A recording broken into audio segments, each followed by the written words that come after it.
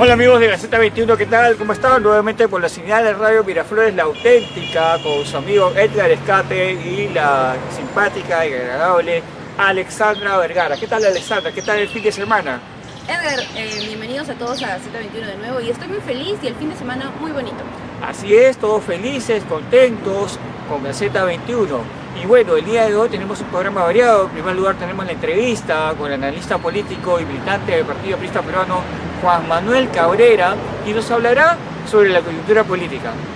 ¿A quién más tenemos el día de hoy, Alex? Un informe especial sobre el pueblito de colores, sobre Antioquia. Así es, amigos, no se pierdan este Gaceta turístico, que el día de hoy va a estar muy interesante. ¿A quién debemos agradecer, Alex? Edgar, tenemos que agradecer a Tortas Milagros, quienes son especialistas en postres y en tortas personalizadas. Los pueden llamar al 989-111-928.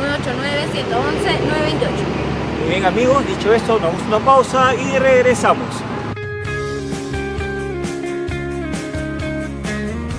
Hola amigos de Gaceta 21, acabamos de ver las imágenes de una película nacional galardonada. Nos referimos a Días de Santiago, con la actuación especial del primer actor, Pietro Civile. Alex, cuéntanos un poco más sobre la película. Así es, Edgar, este film se estrenó en el 2004 y además tenemos al gran actor quien es Pietro Civile como el protagonista. Él interpreta a Santiago Román, quien es un ex soldado que ha pertenecido y ha estado en el terrorismo y va a regresar a una Lima caótica. Durante el proceso en la película vamos a ver si él puede con esta nueva Lima. Y bueno, en el reparto tenemos a actores como lo son a Sandra Vergara, a Pietro Civile y a mi profesora, quien le mando un saludo, a Joan Manuel Flores Estrada. Esta película, Edgar, ganó también un premio a la crítica también. Muy bien, Alex, yo te cuento que Pietro Civile ganó por esta interpretación de Santiago al mejor actor en dos festivales, en el Festival de Buenos Aires y en el Festival de Providence, Rhode Island. Esta actuación gracias a este personaje en la cual él sale o viene de la guerra contra el senderismo, contra el narcotráfico y se encuentra en una Lima caótica y decadente, donde trata de adecuarse a los nuevos tiempos. Pietro Civile también actuó en la película La Hora Final, que también le hemos comentado, donde él interpreta al agente policial del Gen Carlos Zambrano y donde captura al genocida asesino de Sendero Luminoso a Ismael Guzmán Reynoso. Asimismo, también es actor de televisión, lo hemos visto en La Gran Sangre como el personaje de Mandril y últimamente también lo hemos visto en la serie de Vuelta al Barrio como el personaje de Winston, ¿sí? Es el personaje que vende huevos. Increíble. Bueno, Alex, dicho esto, ¿a quién más debemos agradecer? Tenemos que agradecer a nuestra amiga de siempre, a Tortas Milagros, quienes son especialistas en postres y en tortas personalizadas. Los pueden llamar al 989-111-928. Muy bien, amigos, dicho eso, nos vamos a una pausa y regresamos.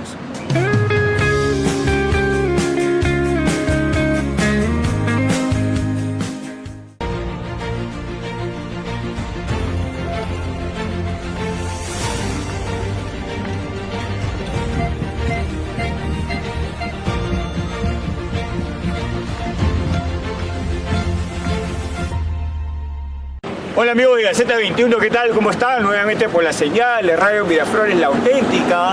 Y bueno, como todos sabemos, hasta la fecha, hace 2 semanas se llevaron a cabo la segunda vuelta electoral y no sabemos cuál es el resultado. Para hablarnos sobre el tema, tenemos como invitado al militante del Partido Aprista Peruano, analista político y es candidato al Congreso.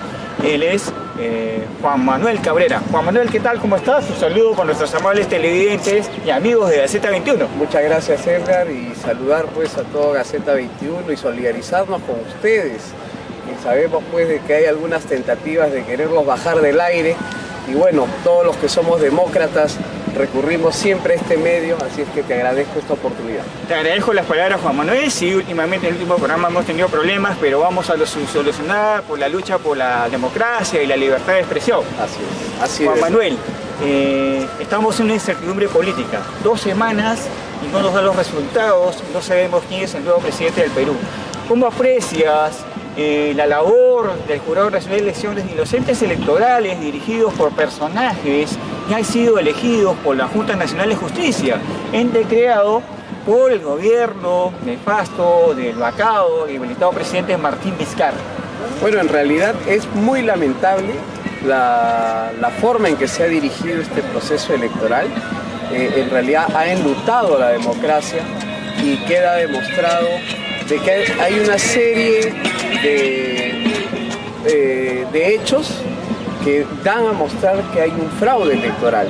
Hemos visto por una parte el manejo de planillones, hemos visto la firma y la participación de un montón de personas, ciudadanos muertos, y sumado a ello el manejo en las mesas, con gente que incluso vinculada a un sector de la izquierda, familia del señor Castillo, irregularidades que son insubsanables y que eso nos está haciendo llamar a todos los que somos demócratas a que se pida en efecto una revisión, una auditoría de todo este sistema, porque realmente gane quien gane, el 67% de la población peruana siente de que ha habido un fraude electoral.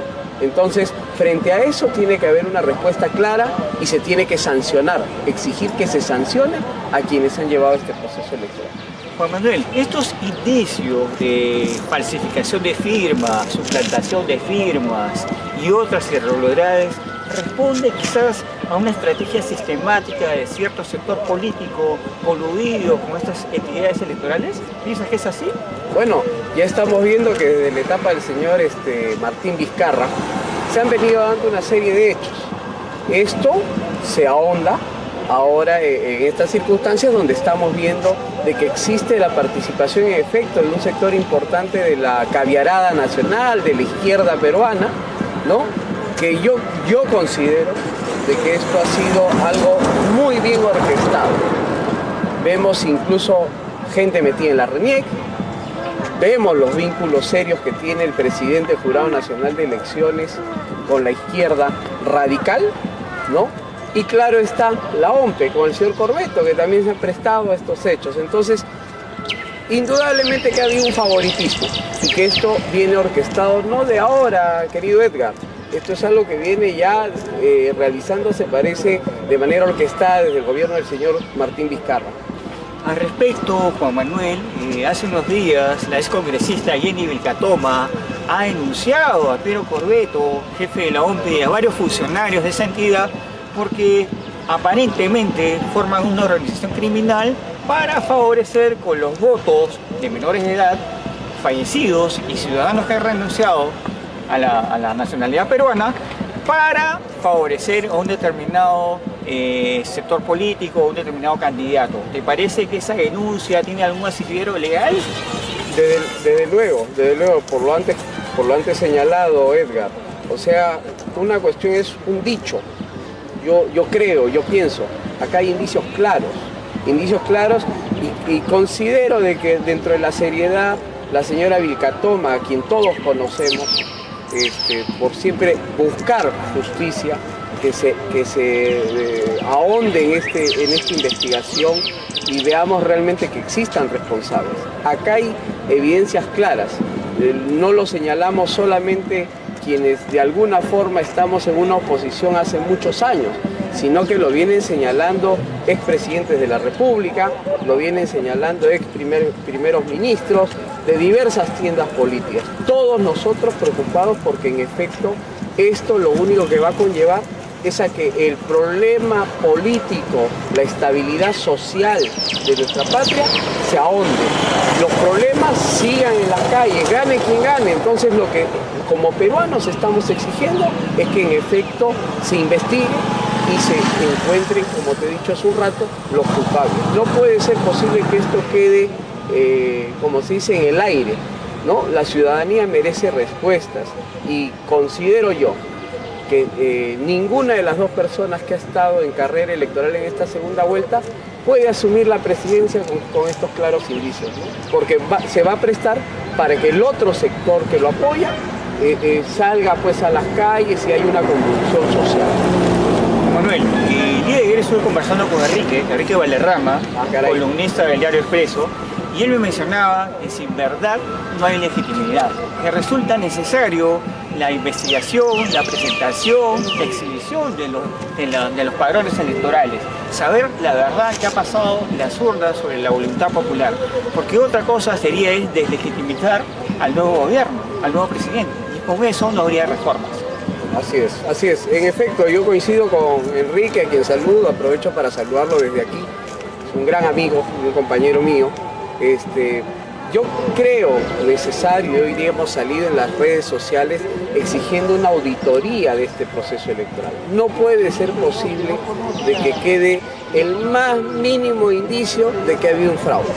Nosotros como ciudadanos, como demócratas y que participamos en política, necesitamos saber la verdad y estamos en el deber de exigirle a nuestras autoridades que lleguemos hasta las últimas consecuencias para poder resolver este problema. El tema de la legitimidad es algo muy importante para el gobernante que nos toque en los próximos 5 años. Ninguno de ellos dos va a poder ejercer el gobierno si no tienes la legitimidad del pueblo, la legitimidad de toda aquella clase política representada también en el Parlamento Nacional, porque esto es algo que va a acarrear permanentemente al próximo gobernante si es que no le encontramos una solución. Y yo, como aprista, como dirigente político de mi partido, hago un llamado a que todos los ciudadanos nos sumemos en esta voluntad de querer encontrar la verdad, y encontrar a los responsables de esto, porque no olvidemos que esto acarrea una responsabilidad penal grave, porque se está jugando con la voluntad del pueblo peruano. ¿No es cierto, Juan Manuel, que en el interior de Perú Libre, en la agrupación, se inicia una batalla campal entre los moderados, representados por Verónica Mendoza, Pedro Franque, Xiomara Lerner, y del otro lado, el ala radical de Vladimir Cerrón, el secretario general condenado por corrupción, marxista-leninista, en la cual se están peleando por las cuotas de poder, los ministerios, las consultorías y la preventa hacia un futuro Estado, ¿no? Y esto se demuestra por el inicio de la captura de los famosos banda criminal, los dinámicos del centro. Investigación no fue, o captura que no fue hecha en su debida oportunidad antes de la segunda vuelta. ¿Qué opinas de esta lucha campal y de la actuación mediática del Ministerio Público? Bueno, por una parte, esto ya se veía venir.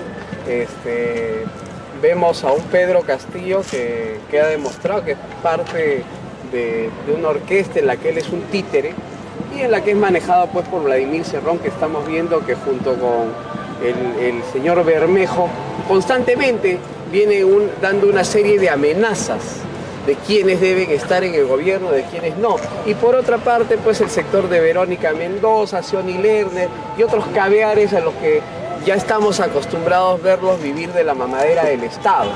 Entonces, esto va a ser un enfrentamiento porque ha sido una luna de miel cortísima y ellos jamás pensaron consolidar este fraude electoral, ¿no? y la posibilidad de verse pues en Palacio de Gobierno. Entonces ahora les toca enfrentarse por el poder.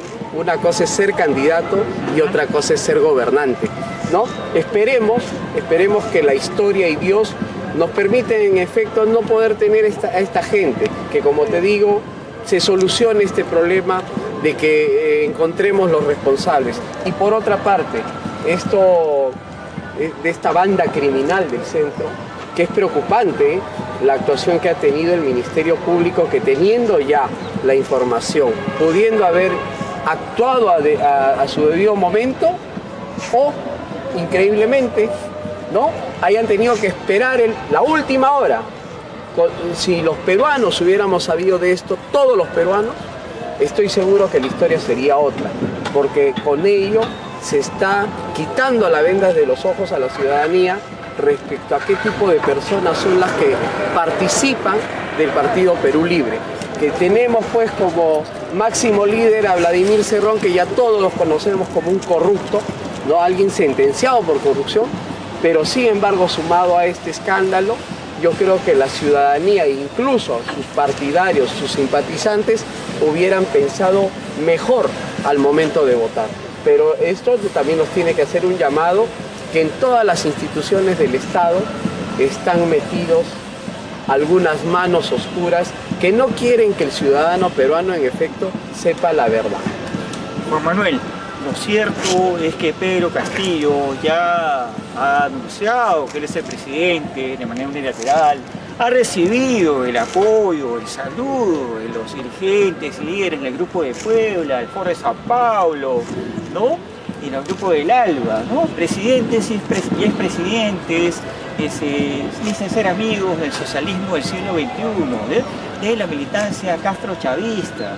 Entonces, el APRA, como organización política, se encuentra preparada para iniciar la oposición democrática ante esta revolución a medias llamada socialismo del siglo XXI.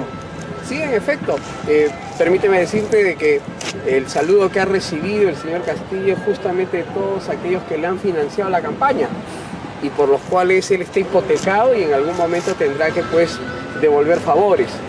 Nosotros como partido tenemos ya una larga data en la historia republicana siendo un partido de oposición por excelencia. Hemos vivido por más de 60 años siendo una oposición, pero una oposición constructiva, no una oposición destructiva a la que nos han tenido acostumbrados los socialistas y los comunistas.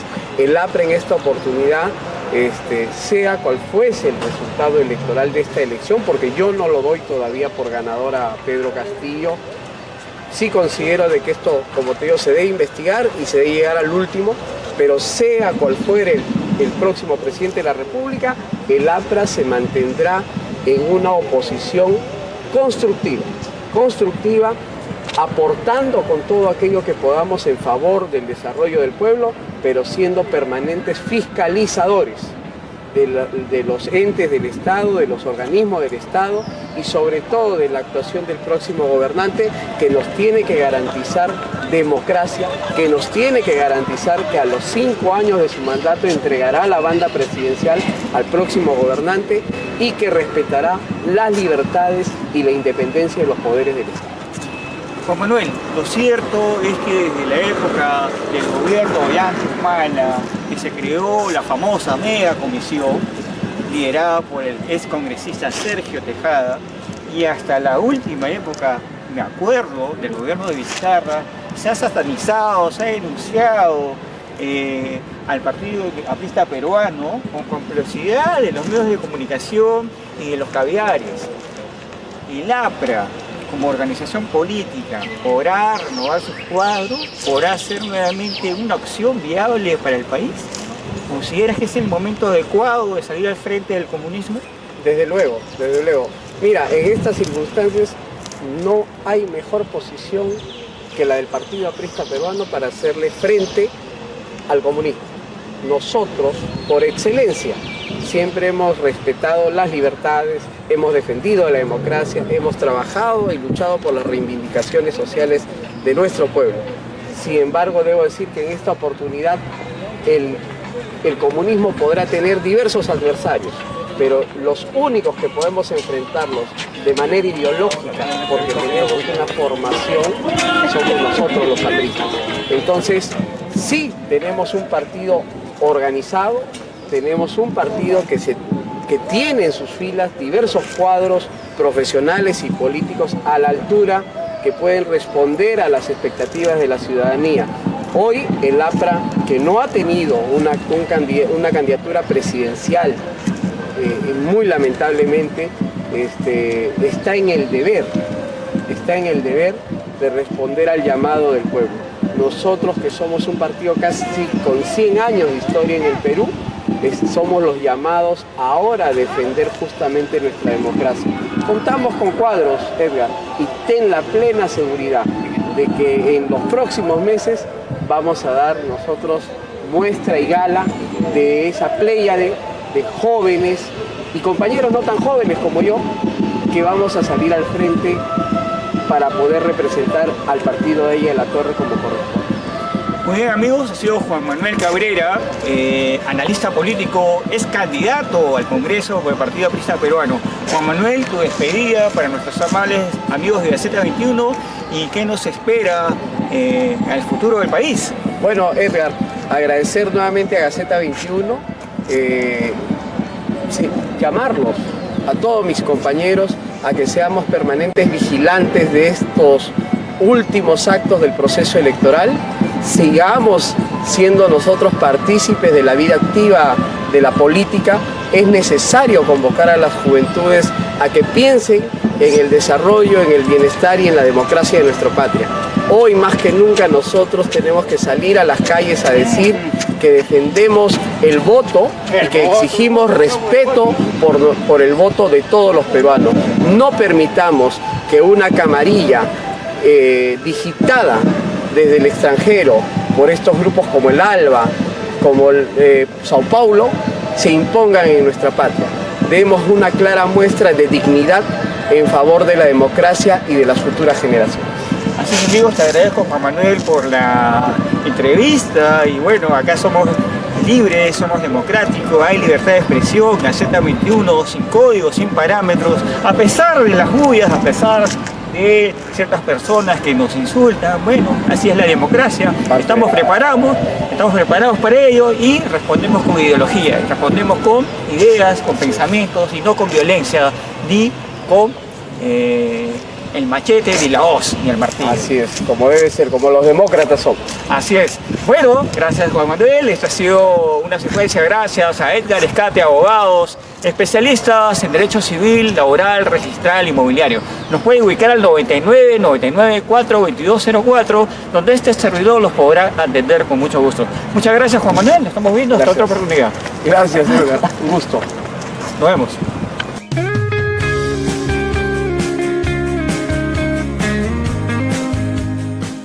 Bueno, amigos de Gaceta 21, continuando el programa, como todos sabemos, hemos tomado conocimiento en las últimas semanas de la existencia de ciertas irregularidades cometidas en las actas de sufragio de la segunda vuelta electoral entre Pedro Castillo y Keiko Fujimori.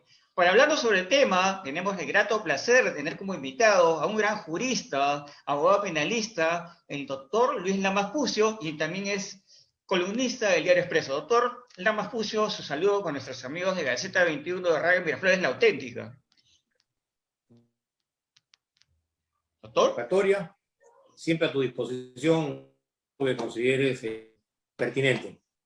Muy bien, doctor. En los últimos días se ha puesto en evidencia la existencia de irregularidades en las mesas de sufragio, tales como la falsificación de firmas, suplantación de identidades y otras irregularidades que has podido conocimiento y denunciado por Fuerza Popular. ¿Considera que estas irregularidades constituyen indicios de la comisión de ilícitos penales? Sí, evidentemente no solo son irregularidades, son elementos que más adelante podrían configurar hechos que tienen connotaciones penales, que están tipificados como delitos en la legislación penal. Evidentemente son indicios que, analizados de forma o en conjunto o de manera sistemática, orientan un proceso a través del cual uno puede llegar a determinadas conclusiones. Sí, estoy totalmente convencido que no solamente algunas infracciones o algunas irregularidades administrativas, sino que acá estaríamos frente a un conjunto de conductas o actitudes que no solamente tienen connotaciones penales, sino que tienen una gran proyección en el ámbito judicial. Pero no se trata de infracciones o irregularidades. Lo que pasa es que la manipulación de los conceptos en términos coloquiales, un poco como que lo que persigue es orientar a la opinión pública a que entienda que, o que concibe en un primer momento, que esto es una mera discusión sobre algunas irregularidades en cuanto a lo que habría sucedido en el propio momento del acto electoral, lo que ha sucedido después en cuanto a la contabilización de los votos y lo que está viniendo a ser descubierto cada vez que pasa mayor cantidad de tiempo, que plantea pues una serie de disyuntivas que evidentemente, como te vuelvo a repetir, tienen una particular y gran connotación en el análisis jurídico de las decisiones que viene tomando la máxima presión de la política o de la justicia electoral en el país. Entonces, acá hay diferentes análisis del punto de vista administrativo, político, legislativo, y evidentemente frente a posibles responsabilidades de carácter penal. Diríamos, doctor, que es una estrategia sistemática por parte de un sector político o grupos políticos que se encuentran infiltrados dentro de las instituciones públicas. Una especie de andamiaje. Mira, esa es una... yo no descarto esa posibilidad, porque cuando uno analiza de manera sistemática una serie de acontecimientos, circunstancias, peculiaridades que están dispersas en varios escenarios, en el escenario ideológico, en el escenario operativo, en el escenario jurídico, en el escenario partidario, en el escenario geopolítico, en cuanto a lo que viene aconteciendo en el Perú en general, de una temática que involucra a todo el hemisferio sur, incluso con proyecciones ya más allá que van a una dimensión propiamente global. Y la secuencia de cómo se han ido presentando estos acontecimientos cuando son analizados en forma sistemática devela que hay una metodología que persigue dar objetivo tras objetivo dependiendo de la coyuntura, de las circunstancias, pero que básicamente está orientada a tomar el poder. Y a tomar el poder haciendo uso de toda la sistemática legal que brinda la democracia para capitalizar al máximo las propias debilidades del sistema democrático, maximizar los resultados y evidentemente recurrir a diferentes tipos de acciones. Porque acá no solamente se trata de analizar el voto en sí, sino cómo este voto es parte de un contexto mucho más amplio, en la que entran a tallar, como te vuelvo a manifestar, otro tipo de actitudes, otro tipo de metodologías que dejan entrever que acá no se está discutiendo exclusivamente un tema electoral.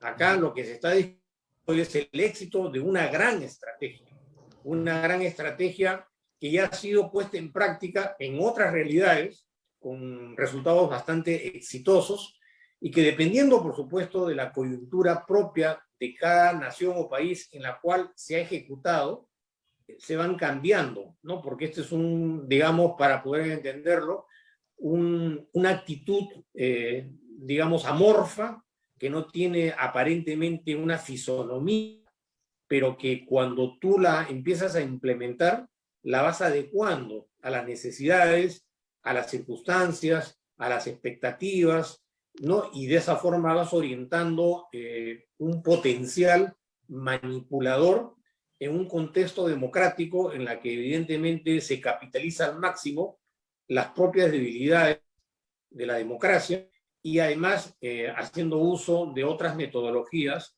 en un contexto más unitario, ¿no?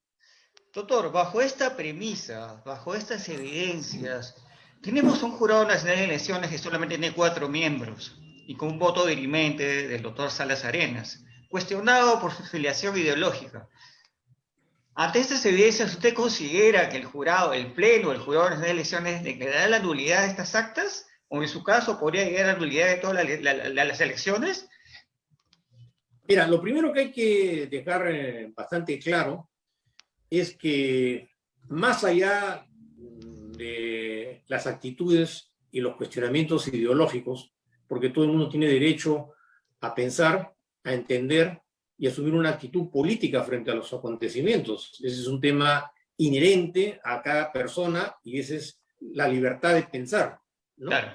Lo que sucede en toda la constitución política que existe en el Perú, específicamente a lo que está establecido en el artículo 179 de la Constitución, referida a la existencia de esta justicia electoral, cuya máxima expresión es el Jurado Nacional de Elecciones, se establece que para que esta justicia, en su máxima expresión, pueda operar de acuerdo a los principios de igualdad, de equidad, transparencia, democracia, se requiere de una institución que se conoce como el Pleno, el Pleno del Jurado Nacional de Elecciones. En este artículo de la Constitución se señala taxativamente para que el Pleno que es el que resuelve las controversias, pueda operar y como consecuencia de eso las resoluciones o las sentencias que emite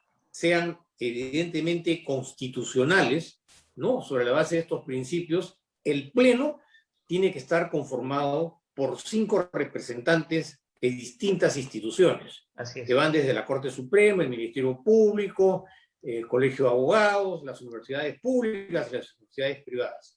En cada una de estas instancias hay un procedimiento para elegir a este representante, porque a través de la democracia interna de las diferentes instituciones, al margen de la decisión que toma la Corte Suprema, que parte de la premisa de lo que se resuelve en la denominada la sala plena de la Corte Suprema, y en lo que respecta al Ministerio Público, que es la Junta General de Fiscales Supremos. En los otros casos, sobre todo en el caso del Colegio de Abogados, que es una institución jurídicamente muy representativa, se señala que quien va a representar al gremio de abogados va a ser elegido democráticamente a través de un proceso electoral dentro del Colegio de Abogados. Hasta la fecha, por distintas razones que me parece deberían ser objeto de una investigación, de velar por qué razones hasta este momento no se ha podido nombrar a un representante del Colegio de Abogados ante el Pleno del Jurado Nacional de Elecciones, y esto ha generado evidentemente una actitud anómala, porque cuando hablamos y entendemos del Pleno, estamos hablando de una posición plenaria a través de la cual estos 5 integrantes tienen que resolver. En este caso no hay 5, hay 4. Entonces ya no sería un pleno, sería un semipleno. Y si hay un semipleno, evidentemente que no puede operar, porque la Constitución exige que para que el Jurado Nacional de Elecciones pueda actuar se requieren 5 y hay 4. Entonces la pregunta que surge es cómo se ha podido permitir o cómo se puede entender que el Jurado Nacional de Elecciones, emitiendo resoluciones que tienen una prohibición histórica, esté integrado solamente por 4 magistrados, y que además al presidente se le haya dado la prerrogativa de que su voto vale por 2. Entonces, ahí hay un tema de gran profundidad y de particulares implicancias. Desde mi opinión, si nos atenemos estrictamente a lo que dice la Constitución Política del Perú, esas decisiones serían inválidas, porque es como si nosotros recurriéramos a la Corte Suprema de Justicia, a una de las salas penales o a una de las salas constitucionales que están integradas por 5 magistrados, Cuando y resulta falta de que no uno, aparecen llama 5, sino que aparecen 4. ¿No? Aparecen solamente 4. Entonces, cuando hay ausencia de un magistrado en la Corte Suprema, que es la máxima instancia de la división cósmica judicial del Perú, inmediatamente tienen que llamar a otro magistrado, porque no puede emitirse una resolución con 4 votos. Esa resolución es automáticamente nula, no tiene ningún valor. Y además, porque acá hay 2 análisis interpretativos. Uno, lo que respecta a la operatividad de lo que implica el Pleno del Jurado Nacional de Elecciones, y otro, lo que implica propiamente la metodología que se utiliza. Porque acá no estamos hablando solamente de si el jurado está integrado por 4 o por 5. Cuando hablamos de plenos, en realidad, y nos remitimos a los plenos jurisdiccionales de la Corte Suprema, están presentes todos los magistrados, para que pueda ser, efectivamente, como su mismo nombre lo dice, plenitud, plenaria, pleno. Ese es el sentido del pleno. En todo caso, si la Constitución dijera semipleno, podríamos en alguna medida aceptar. Pero desde el punto de vista constitucional, yo creo que acá hay una flagrante infracción de la Constitución política. Al respecto, el doctor Ernesto Álvarez Miranda, expresidente del Tribunal Constitucional, coincide con usted, porque él manifiesta el Jurado Nacional de Elecciones está cuestionado por la integración de esos 4 miembros, falta uno, y por tanto, todos sus actos serían nulos. Sí, yo sobre la base del análisis que que ha hecho respecto a la pregunta anterior, evidentemente. O sea, no se necesita ser un jurisconsulto ni un experto en temas legales, sino la simple lógica popular, ¿no? Te deja entrever que eso no puede suceder porque se está violando lo que está establecido en la Constitución política, ¿no?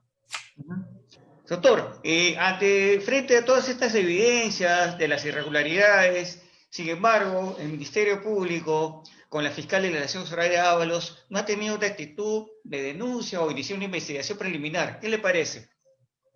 Mira, de acuerdo a la Constitución y de acuerdo a la razón de ser y de existir del Ministerio Público, es una institución profesamente creada y diseñada para defender la legalidad, para defender los derechos que le asisten a la nación peruana y a la sociedad. Uno de esos derechos es evidentemente proteger a la sociedad cuando se suscitan hechos que tienen contenido en materia de responsabilidad penal. Y tanto es así lo que te manifiesto que cuando en un medio de comunicación sale algún tipo de noticia respecto a un hecho que podría tener contenido penal, el Ministerio Público actúa de oficio. Apenas se entera, dispone que se aperture una indagación para verificar la veracidad, el contenido, las características de esa información y analizar si esa información podría o no tener una proyección en materia de responsabilidad penal, como lo he manifestado. En otras palabras, ni siquiera se necesitaría presentar una denuncia, sino que el simple hecho noticioso ya es una información que motiva y exige que el Ministerio Público intervenga. En el caso que estamos analizando, como es de conocimiento público, sin soslayar algunas iniciativas particulares o individuales de algunos abogados que han recurrido a formalizar alguna denuncia penal, lo real y lo concreto es que el Ministerio Público genera la sensación de que resultaría poco interesado en indagar o investigar sobre estos hechos que además tienen una proyección evidentemente en el plano electoral, en el plano legal, en el plano político, en el plano partidario, en el plano histórico. O sea, en estas elecciones, como posiblemente sucede en todos los actos electorales, lo que se resuelve en materia electoral tiene una proyección histórica, porque se está eligiendo a la persona que va a ocupar ni más ni menos que el cargo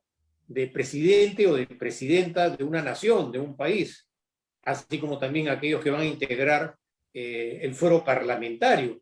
Entonces, es un acontecimiento de particular trascendencia cuya característica más importante no solamente es la legalidad, sino la transparencia del acto electoral. Por eso es que existe una justicia electoral. Y una de las funciones del Ministerio Público es justamente resguardar la legalidad de esta operatividad de contenido electoral en el caso hipotético que se susciten hechos que tienen materia de responsabilidad penal. Al respecto, usted con el doctor Mario Moretti, quien ha sido decano del Colegio de Abogados de Lima, han presentado una denuncia ante el Ministerio Público. ¿Cuáles son los alcances de esta denuncia presentada hace un par de días? Justamente, retomando lo que te acaba de responder, ante la inactividad de instituciones, como es el caso de la Defensoría del Pueblo, cuyo defensor del pueblo ha sido decano del Colegio de Abogados, ante la indiferencia del Colegio de Abogados frente a estos hechos, nosotros, el doctor Mario Moretti, en su condición de ex decano del Colegio de Abogados, y quien habla en su condición de ex vicedecano del Colegio de Abogados, ante las evidencias que están saliendo, tuvimos que tomar la decisión de formalizar una denuncia para que por lo menos haya una voz de protesta por parte de un sector de carácter legal que están preocupados por lo que está sucediendo. Evidentemente que esta denuncia es una partida de nacimiento en el caso que se concretizara en un proceso judicial dependiendo, por supuesto, que suceda en este acto electoral y a quién se elige o a quién se va a elegir como primer mandatario o primera mandataria, desde la experiencia de carácter profesional y tomando en consideración todos los componentes que integran este fenómeno político, si esto se concretiza en un proceso judicial, no tengo la menor duda que este va a ser el proceso judicial de la historia republicana del Perú, por la magnitud de lo que estaría sucediendo, por la calidad de los que están participando en este proceso electoral, por lo que está en juego en este acto electoral. Si eso se lleva a un proceso judicial sobre la base de las posibles responsabilidades penales, porque si bien es correcto señalar que esta primera denuncia no individualiza a nadie en particular, porque esa es la función del Ministerio Público, lo que nosotros hemos hecho es comunicarle esta noticia al Ministerio Público para que el Ministerio Público empiece por lo menos a indagar. Por eso que la planteamos en un espacio abierto contra los que resulten responsables. Esa es la función del Ministerio Público. Y por otro lado, si bien es correcto dejar en claro que la denuncia en primer momento incorpora delitos como el fraude electoral, los delitos contra la función pública o los delitos contra la fe pública o la suplantación de firmas, a la actitud de la información que está fluyendo, no dudaría que más adelante se incorporaran delitos de mucho mayor proporción, como es el caso de la corrupción política, como es el caso de la corrupción funcional, podría ser el caso de lavado de activos y otras actividades que tienen particular connotación y que son delitos graves, ¿no?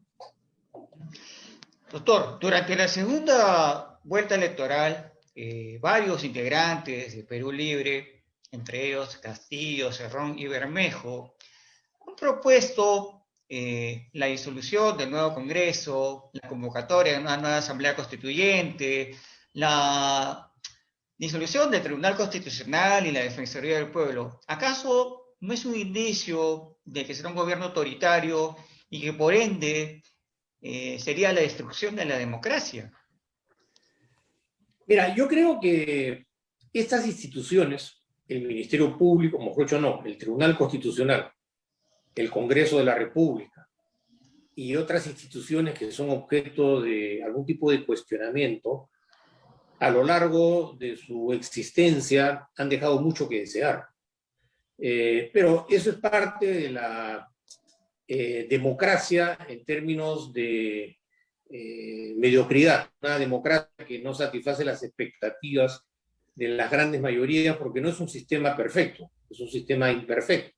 Además, los resultados han dejado mucho que desear en cuanto al funcionamiento de las instituciones. Pero para bien o para mal, esas instituciones son el soporte de la democracia. Yo creo que un discurso más apropiado podría haber sido no tanto la disolución de estas instituciones, sino la reformulación de las instituciones, con la finalidad de que estas instituciones sean verdaderamente representativas, autónomas de sus decisiones, porque la historia de los últimos años ha puesto en evidencia que muchas de las decisiones que han tomado las instituciones a las cuales el señor Cerrón se refiere han dejado mucho que desear, han sido copartícipes de una serie de graves irregularidades que han marcado la historia. Creo que en gran medida el defecto o efectos de los cuales adolecen estas instituciones parte de la premisa de la metodología utilizada para nombrar a estos integrantes o representantes. Como sabemos perfectamente, el Tribunal Constitucional, sus miembros son elegidos en el foro político, que es el Parlamento. No necesariamente eran los profesionales más capacitados, porque para poder acceder a un cargo en el Tribunal Constitucional tienes que tener la venia y la complacencia de la mayoría parlamentaria que en ese momento está tomando la decisión de elegirte como miembro del Tribunal Constitucional. Si no tienes el respaldo político de la mayoría, evidentemente nunca vas a poder obtener un nombramiento de esa naturaleza, con lo cual se pervierte el proceso porque los políticos le dan un sentido político a la elección y nombran personas que van a defender sus intereses que en los últimos años se han visto trasladados a la justicia constitucional.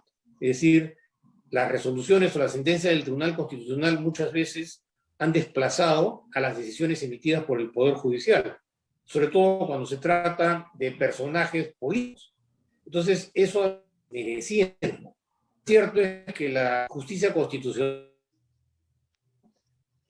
no es absolutamente confiable, a pesar de la proyección que tiene el sistema constitucional y lo que significa la defensa de los derechos que están establecidos en la Constitución política, y esa es la razón de la existencia del Tribunal Constitucional, que se respete, ¿no?, los principios de derecho.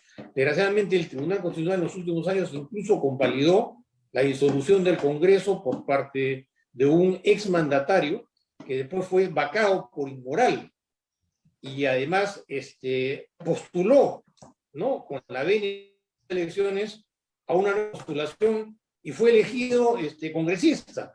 Entonces, imagínate ese círculo vicioso entre la elección del miembro del Tribunal Constitucional, el rol del Parlamento, la recurrencia al Tribunal Constitucional, la decisión del Tribunal Constitucional de avalar la disolución y la iniciativa para disolver el Congreso por parte de un exmandatario investigado por hechos de corrupción, desaforado del fuero parlamentario y que sigue en contienda, incluso ha recurrido a la justicia constitucional. Lo mismo podríamos decir, no en esos términos tan coloquiales, en cuanto a la elección del defensor del pueblo. El defensor del pueblo es elegido bajo los mismos términos y condiciones.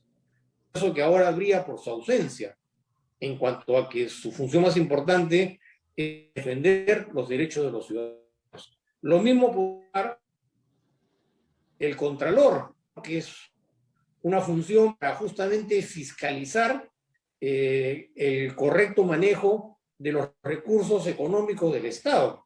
Entonces, retomando un poco la pregunta a lo que afirma el señor Castillo y el señor Cerrón, en gran parte no dejan de tener razón, porque están representando los intereses de un sector de la población, esto frustra sus expectativas ante estas instituciones. Pero eso no significa que tenga que asumir una posición radical, en el sentido de no reformular, sino de disolver. Entonces, cuando dejamos la reforma y nos trasladamos a la disolución, sí, evidentemente surge un gran peligro de socavar las bases de la democracia y de la institucionalidad, porque no hay sociedad que pueda desenvolverse en términos reales, sino pone de estas instituciones y además de la unidad de esas instituciones en cuanto a sus decisiones, ¿no?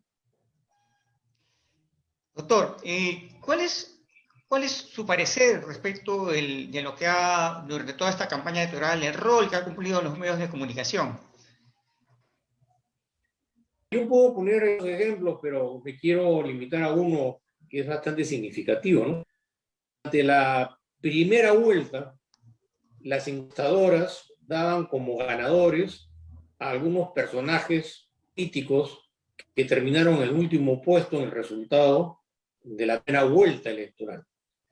Yo creo que las encuestadoras no son ajenas a la información que fluye en los medios de comunicación, porque la noticia que da la encuestadora en términos electorales inmediatamente rebotaba en los medios de comunicación y creaba una sensación, una expectativa que no se adecuaba necesariamente a la realidad. Un acusador en el sentido de que brindarle forma, como yo, brindarle información engañosa y tergiversada a la opinión pública por parte de algunos encuestadores incluso tiene responsabilidades de carácter penal. Pero en los últimos años, esta transformación tecnológica en la que prima la virtualidad, la conducta y el desempeño de los medios de comunicación es clave en el análisis de los hechos en materia de responsabilidad penal. Yo creo que los medios de comunicación no fueron, o sea, no respaldaron el principio de que si verdaderamente la libertad de prensa, la libertad de expresión, porque los medios de comunicación, incluso los medios de comunicación oficiales, que actualmente dejan mucho que desear, porque los medios nacionales pertenecen al Estado, pero en realidad pertenecen a todos los peruanos. Y estos medios de comunicación estatales deberían mantenerse al margen de cualquier decisión. Hemos visto que hay un sesgo subliminal de la información a la opinión pública, favoreciendo a determinados sectores. Pero lo que quería reafirmar una vez más es que los medios de comunicación, las redes de comunicación, sobre todo las redes, no tanto las redes, sino los medios materiales, están vinculados a grupos de poder económico, una particular influencia, por no decir que son propietarios y dueños de los medios de comunicación. Entonces, en esa línea de análisis, los medios de comunicación en el Perú son objeto de ningún tipo de fiscalización y de control, porque lo primero que se argumenta es la libertad de prensa, la libertad de información, cuando en realidad no se está informando, se está desinformando, y se desinforma para orientar a la opinión pública engañosamente para que crea una expectativa. Se corrobora lo que estoy señalando de manera más resumida frente a los resultados de la primera vuelta. Es decir, inentendibles, inconcebibles, sin ninguna lógica, porque la información que daban las encuestadoras, el señor Castillo no figuraba, no existía, y resulta que termina casi como ganador en la primera vuelta. ¿Por qué? O nos engañaron, o de repente ha sucedido algo que requiere ser investigado. Pero si nos ceñimos a lo que decían los medios de comunicación, o eran medios totalmente ineficientes, con ausencia de rigurosidad y de capacidad tecnológica para utilizar una metodología que realmente informara sobre una visión real en cuanto a la tendencia del voto electoral, o nos estaban engañando para confundirnos, y esto era parte de una estrategia, porque, como vuelvo a manifestar, el resultado de la primera vuelta fue un resultado inesperado, sorprendente entre comillas, porque por otro lado, no solamente los candidatos preferidos dejaron de existir en su gran mayoría, sino porque además se eligieron parlamentarios y congresistas, algunos de ellos procesados, juicios y una serie de cuestionamientos. Esto ha sido una sorpresa tan importante como la sorpresa que ahora amerita o justifica este debate electoral en cuanto al resultado de la segunda vuelta electoral. Bueno, amigos, ha sido el doctor Luis Namapuccio, es vicedecano del Colegio de Abogados de Lima y columnista del Diario Expreso. Sus saludos, su despedida para nuestros amables televidentes, doctor, esperando tenerlo en otra oportunidad en Gaceta 21 de Radio Miraflores. Bueno, gracias por la convocatoria. Radio Miraflores es una institución radial emblemática que ha marcado un hito en la historia informativa en el Perú, y a pesar de algunas desavenencias en su trayectoria, sigue siendo una institución de primer orden y que es escuchada de manera muy creíble e interesante por miles de personas. Muchas gracias por la convocatoria. Muchas gracias a usted, doctor, por las palabras, y dicho esto, nos vamos a una pausa y regresamos.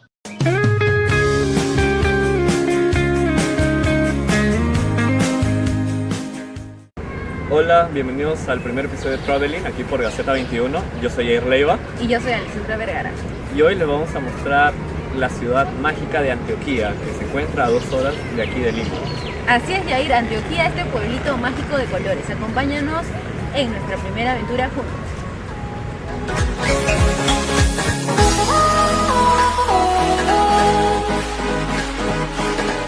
Antioquia es el retablo más grande del mundo. Para llegar a él es muy sencillo. Solo debes ir en un día de semana al mercado de frutas que está ubicado en el distrito de San Luis. Una vez ahí debes tomar un colectivo que por el precio de entre 20 a 35 soles te dejará en la misma Antioquia. En el camino puedes aprovechar y disfrutar del paisaje. Pasarás por Nieve, seguidamente por Huarochirí. Podrás ver el río unir todas estas ciudades hasta que por fin llegues a Antioquia. Bienvenidos a Antioquia. Una vez hayas llegado, lo que te va a llamar la atención a primera vista será las coloridas casas, donde puedes aprovechar y tomarte una que otra foto. Pero ¿qué más hacer ahí? Bueno, puedes aprovechar y comprar uno de estos recuerdos de Antioquia, que son polos, gorras, mascarillas, e incluso si hay alguna emergencia, Antioquia tiene una farmacia y muy cerca de ahí una posta médica. A la entrada, Muy bien, ahora vamos a entrar al museo que se encuentra cruzando el puente y está muy cerca de la Plaza de Armas aquí en Antioquia. Y no se olviden que la entrada está 3 soles. dentro del museo encontrarás pieles de animales, instrumentos de caza. Entre otras cosas, también hay lámparas que funcionaban a gas. Hay una colección de chapas que no te puedes perder de Pepsi, donde hay personajes de cuentos de Disney y superhéroes de DC, como Batman, Superman, la Mujer Maravilla. Bueno, cruzando este puente van a llegar a la Plaza de Armas de Antioquia y no se olviden el repelente. Primeramente te recomendamos que vayas a la oficina de turismo, donde te darán un mapa de toda la ciudad.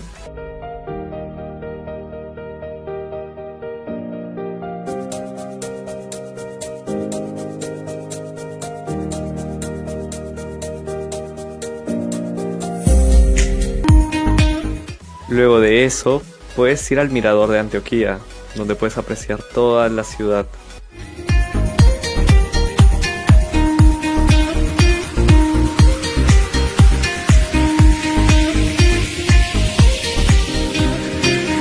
Antes de seguir, también hay que hacer una pequeña parada para comer.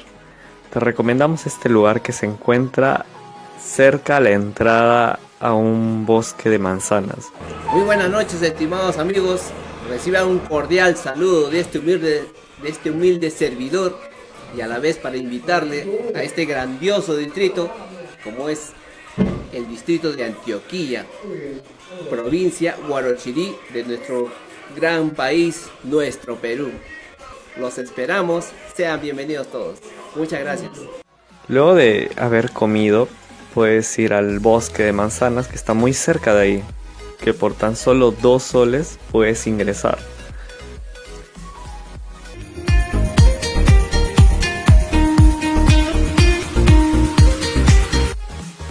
Por este lugar solo se ve cómo va la corriente, pero por la zona de la derecha hay como una poza donde ya puedes sentarte, nadar. Bueno, gracias a la amiga Nina y a su esposo nos han traído a este bonito lugar donde vamos a recoger muchas manzanas. Le agradecemos a la amiga Nina y a su pareja por conocer este bonito lugar. Adelante, ahora sí con la bolsita. Eso sí, chicos, si vienen a recoger manzanas, vienen con repelente, hay muchos mosquitos. Bueno, otra opción sería esta planta que se llama Moyet, que muchos de los repelentes, el más por aquí, lo hacen a base de esta planta. Y es una opción buena porque crece en casi todo el lugar. Solo tienes que quitar las hojitas, hacerle así, y esparcirlo por tus brazos o por donde creas que te vayan a picar, porque tiene un olor muy fuerte, como me acaban de explicar, y eso evita que te piquen los mosquitos. Tenemos paltitas Y manzanitas. y manzanitas de agua y para comer. Gracias a estos hermosos bonitos. Así si vienen a Antioquia, al frente del puente, pueden venir al restaurante de J. Y ahí van a encontrar un montón donde pueden comprar paltitos y más frutas. Así que no se olviden de seguirnos en redes sociales como Traveling Y como Yels también. para que estén al tanto de nuestros próximos clientes. Claro. Y también si quieren estar fisgoneando un poco más de nosotros, pueden seguir nuestros Instagrams. Acá Alexandra VM1311. y el 7. Eso ha sido todo, espero que nos vuelvan a ver en otro programa juntos. Hasta la próxima.